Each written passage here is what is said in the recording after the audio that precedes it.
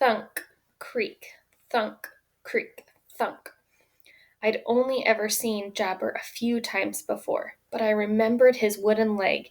He didn't live in the village, but he traveled from place to place, fixing people's pots and bringing news from other villages. Some of his stories seemed a little too far-fetched, even for my imagination, like the one about pigs living in houses, or the girl who arrived at the royal ball in a pumpkin pulled by mice and lizards. Okay, so Jabber was probably a little nuts, but Miss Letty Nettle, in her description, was willing to take answers from anyone, even a crazy one-legged tinker. Who? She asked. Did you see who stole my cabbage? Yes, ma'am, I did, said Jabber. Well, who was it? Point out the thief. It was giants, said Jabber.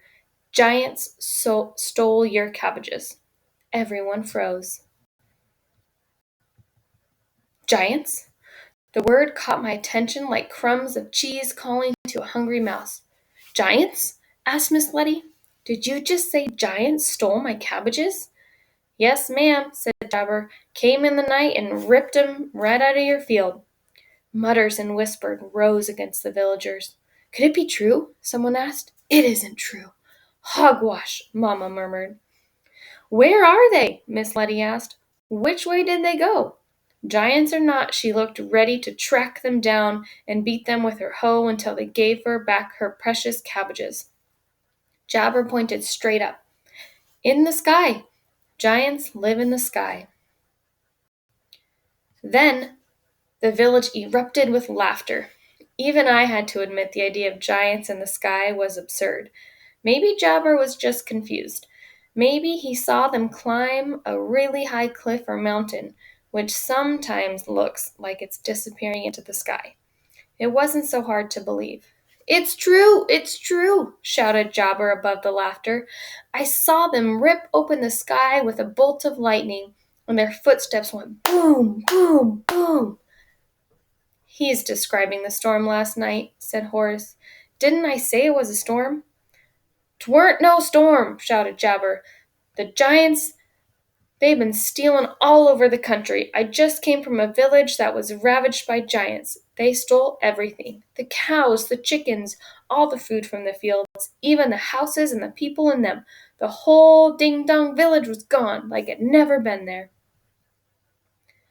Maybe it was never there, said Mamma. You know what I think? Miss Letty said. I think it was you who took my cabbages. She pointed a bony finger at Jabber. Me? Jabber said. Yes, you. You probably carted my cabbages away and sold them to another village, and now you're feeding us all some crackpot story about giants falling from the sky. You ain't nothing but a swindler, is what you are. Jabber's face turned beet red. His eyes rolled up and down from side to side. You think it was me? You think I'm stealing from you? I ain't stealing. Those giants will be back, and if they don't crush you beneath their feet, they'll snatch you up and grind your bones. Jabber was in a frenzy. Spit flew out of his mouth, and he waved his arms so wildly he lost his balance and fell to the ground. No one helped him up. They just walked away, he hawing about Jabber and his mad tales. He's a nutter, said Horace.